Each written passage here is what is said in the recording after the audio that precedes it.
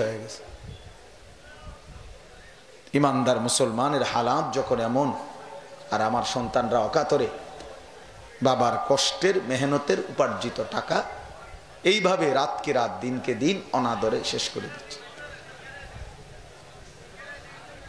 এই জন্য বললাম এটা জরুরি বিষয়, সেটা আমার বিষয় না, আমি আয়োজক না, আমি হলো বলার দায়িত্ব। শোনা যায় না না যায় এটা তো আমার দায়িত্ব না, ঠিক না? আমার দায়িত্ব হলো বলা, আমি বলতে আছি, আমি বলতেছি না এটা হলো হুজুর আমি কথাই দি কর না,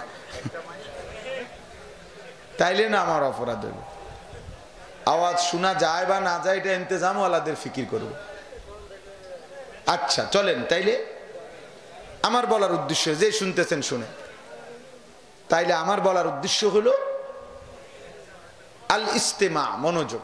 নওজোয়ান ভাই, তোমাদের কাছে অনুরোধ ভাই, এটা এক ধরনের মানসিক বিকৃতি যে সারাক্ষণ মোবাইল ধরে থাকা, যে কোনোখানে যে কোনো কিছু দেখলেই। এই কয়দিন আগে আমরা অনেকেই জানি, আমি তো এই সাক্ষাৎকার নিজে দেখছি, যে লোকটার নোয়াখালীর যার পরিবারের 7 জন ওই যে মাইক্রো যে পানি পড়ে গেছে, প্রবাসী লোকটার মারা গেছে না তার পরিবার, আমি নিজে শুনছি। ওই ভাই কানতে কানতে বলছে যে আমি মাইক্রো পড়ে যাওয়ার পর, সে তো বের হইতে পারছে, কয় যে আমি কত চিৎকার করছি, কাকুতি মিনতি করছি মানুষের কাছে, শত শত মানুষ পারে দাঁড়াইয়া, সবাই শুধু ছবি উঠাইলো, কিন্তু আমার সাথে কেউ একটু সহযোগিতা করলো,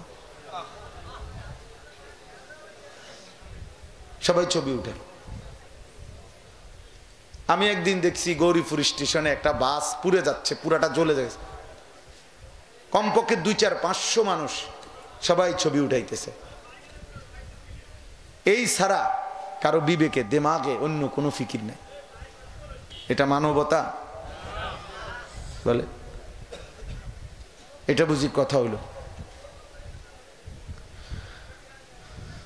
তাহলে এইভাবে ধীরে ধীরে মনুষ্যত্ব, ইনসানিয়াত, হিউম্যানিটি, মানবতা দূর হয়ে যাবে, মানবতা দূর হয়ে যাবে। চাপাতা দিয়ে রামবাদা দিয়া মানুষ কোপায়, আর বাকিরা ছবি তোলে। বিপদগ্রস্তের পাশে দাঁড়াবার মতো লোক যে পরিমাণ, তার চাইতে 100 গুণ হলো ছবি উঠান। আফসোসের বিষয়। তাহলে এটা একটা এক ধরনের নেশা। একটা সময় দেখবেন এইটা আমাদেরকে পাগল, বিকৃত মস্তিষ্ক বানায় ফেলবে।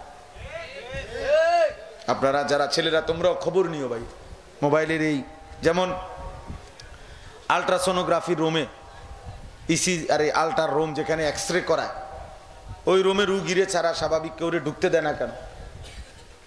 আপনি জিজ্ঞাসা করে দেখেন। আমি তো কয়দিন আগেও জিজ্ঞাসা করছি ইবনে সিনা হসপিটালের। অর্থাৎ এটার যে রশ্মিটা, আলোটা বিকিরণ হয় অত্যন্ত মারাত্মক। এটা অন্য লোকরা এখানে দাঁড়ায় থাকলে তাদের ক্ষতিকর। তাহলে সারা দিন রাত 24 ঘন্টা মোবাইলের এই স্ক্রিনের এই আলো সারাক্ষণ যে বিকিরণ হচ্ছে, নিশ্চিত দোস্ত চিকিৎসা বিজ্ঞানের দৃষ্টিতেও এটা ক্ষতিকর। শরীর স্বাস্থ্য, মেধা, বুদ্ধি বিবেকের জন্য এটা ক্ষতিকর।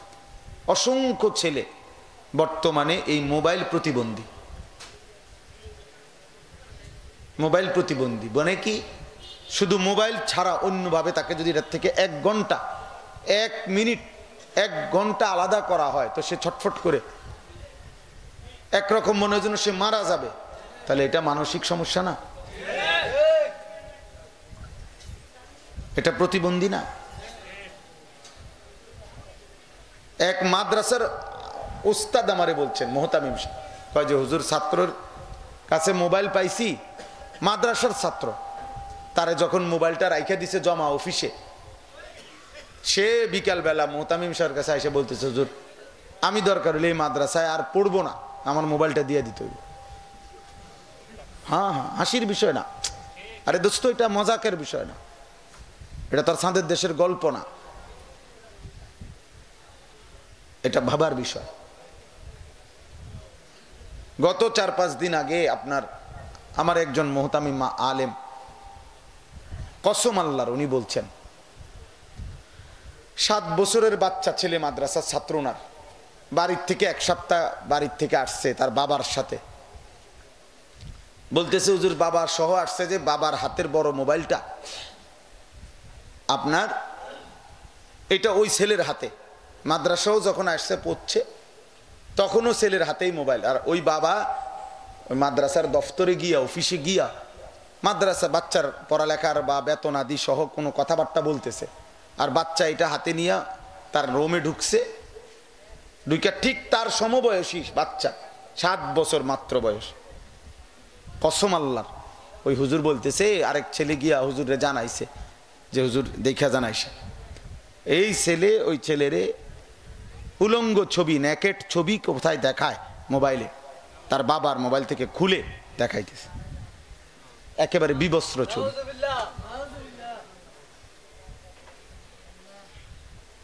দোস্ত একদিন শুনবা তো, সে তোমার ছোট ভাই। একদিন শুনবা হয়তো সে তোমার ছেলে।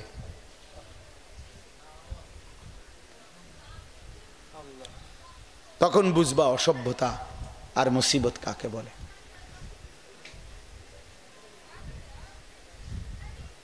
কোন বাপ যখন শুনে তার মেয়ের অসভ্য বা বেহায়া কোনো কথা, আর পুরা সমাজ থেকে যখন লজ্জিত হয়, তখন সেই বাবাই বোঝে যন্ত্রণা কাকে বলে।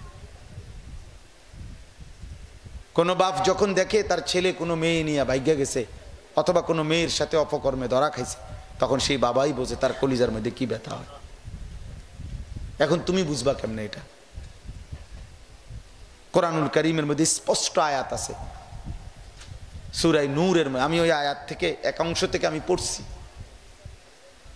আল্লাহ তাআলা বলছে, ইন্নাল্লাযীনা ইউহিব্বুনা আন তাশিআল ফাহিশা ফিল্লাযীনা আমানু লাহুম আযাবুন আলীমুন ফিদ দুনিয়া ওয়াল আখিরাহ। এদিকে তাকান, আপনারা এদিকে, আপনারা ওইগুলো তাকাইয়া তো ঠিক করতে পারতেন না। আপনারা সবাই মিলে মাইক ঠিক করতে পারবেন? কথা বলেন না তো। তাহলে ভাই আপনি এদিক সেদিক তাকাইয়া কি করেন? ওরা পারলে ঠিক করুক, ওনারা তো চেষ্টা করতেছে ওনাদের মতো করে। আমরা সবাই বুদ্ধি দিলে হইব নি? তো লাভ কি আর শুধু শুধু বুদ্ধি দিয়া? যেখানে প্রয়োজন নাই বুদ্ধি দরকার কি আমার? ওনারা ফিকির করছে। তাইলে বললাম, আল্লাহ তাআলা বলেন যারা ইমানদার মুসলমানের সমাজে অশ্লীলতা ছড়িয়ে দেয়, অসভ্যতা ছড়িয়ে দেয়, বেহায়াপনা ছড়িয়ে দেয়, এটা পছন্দ করে, আল্লাহ তাআলা বলছে শোনো, আমি কিন্তু অবশ্যই তাদেরকে কঠোর শাস্তি দেব ফিদ দুনিয়া ওয়াল আখিরাহ। সরাসরি কোরআন শরীফের আয়াত, দুনিয়াতেও আখিরাতেও। আল্লাহু ইয়ালামু ওয়া আনতুম লা তা'লামুন। কিন্তু শাস্তির ধরন, কাকে কিভাবে বেইজ্জতি করব, সেটা আমি আল্লাহ জানি, তোমরা জানো না। সবার ধরন একরকম। সবার মাথা তুললে আছার দেওয়াটাই শাস্তি না?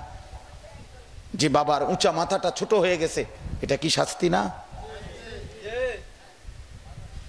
যে মায়ের উঁচু মাথাটা ছোট করে ফেলছে মেয়েটা, এটা কি বাবার মায়ের শাস্তি না? তাইলে যে স্বামী 26 বছর 30 বছর 20 বছর 16 বছর বিদেশ করে, ওই বেচারা যখন মাথার ঘাম পায়ে ফেলে রক্ত পানি করে একটা একটা টাকা জমা করে বুকে বাইন্ধা যখন এই টাকাগুলো পাঠাইয়া 16 বছর পরে 12 বছর পরে সেই স্বামী যখন শুনে জানে তার স্ত্রী পরকীয়ায় আসক্ত, অন্য পুরুষের সাথে হারাম সম্পর্ক, ওই বেচারার মাথাটা তখন কই থাকে বলেন? তার 12 বছরের রক্ত পানি করাটা, তার কলিজা ছেঁড়া কষ্টের টাকাটা। আমি তো কত প্রবাসী দেখছি প্রতি বছর হজ উমরায়, আমি পুরা প্রবাসীদের রুমে রুমে যাই, প্রবাসী ছেলেদের সাথে আমগো অনেক সম্পর্ক। কি পরিমাণ কষ্ট করে রে ভাই, 14 ঘন্টা 12 ঘন্টা ডিউটি করে, 16 ঘন্টা ডিউটি করে। কথা কেউ কেউ আছে 12 ঘন্টা ডিউটি কইরা আর তো 12 ঘন্টা, তো ওই 12 ঘন্টার থেকে 6 ঘন্টা আবার আরেক কোম্পানি, ছোটখাটো আরেকটা কোম্পানি ডিউটি করে, কইরা 18 ঘন্টা। কয়টা টাকার জন্য? ওভার টাইম করে। এরপরে আর থাকে মাত্র 6 ঘন্টা। তো বেচারা খাবে কখন, একটু বিশ্রাম করবে কখন, কাপড় চোপড় ধুইতে হলে তো সেই ধুইতে হবে, রান্না করতে হয় তো সেই নিজেই রান্না করতে হয়, এক গ্লাস পানি ডালতে হলে তো সেই, তার তো বিবি নাই, ছেলে নাই, মেয়ে নাই, স্বজন বলতে কেউ নাই, লগের রোমওয়ালা বেচারারও তো টাইম নাই, হে তোমারে বুঝি কাপড় ধুয়ে দিব, সেও তো ডিউটি করে, সেও তো কর্ম করতেই আইছে এখানে, কথা বুঝছেন না রুমমেটরা। এই মানুষটা এত কষ্টের পরে, আমার একবার গত বছর মনে হয়, না জানে তার আগের বছর, এক প্রবাসী বলছিল, হুজুর আমি 3 বার বাড়িতে ফোন দিছি, আমার বিবি একবারও ধরে না, 3 বার, এরপরে ছেলের মোবাইলে ফোন দিছি, 3 বারেই ছেলে বলতেছে আব্বু আমি গেমস খেলতেছি, তোমাকে অবসর হয়ে ফোন দেবো পরে। কসম আল্লাহ, 3 বার ছেলে আমারে বলতেছে, তৃতীয়বারের পরে উনি বলতেছেন আমি যখন আবার ফোন দিছি, আমার ছেলে আমার একটা ধমক দিছে, হুজুর বললাম না তোমাকে খেলতেছি গেমস, বলছি না তোমাকে অবসর হলে ফ্রি হলে ফোন দেব, বারবার ফোন করতেছো কেন? ওই বাবা আমারে বলছে, হুজুর আমি কাউরে না জানাইয়া পরে আমি নিজে টিকিট করে বাংলাদেশে আসছি, 5 তলা বিল্ডিংয়ে ভাড়া থাকতো, ভাড়া রাখতাম, গ্রামের বাড়িতে না রাইখা বাসা ভাড়া দিয়ে রাখছি, 5 তলার থেকে তারে হুজুর, ওই লোকে কইছে আমার, 5 তলার থেকে তারে সিঁড়ি দিয়া লাইট থাইতে নামাইছি, নাম লাথি দিতে দিতে নামাইছি, নামাইয়া তার মারে সহ গ্রামের বাড়িতে দিয়া রাইখা এই বিল্ডিং ছেড়ে দিয়া তো আবার আইসা পড়ছি বিদেশে, যা লাগতো না বিল্ডিংটা।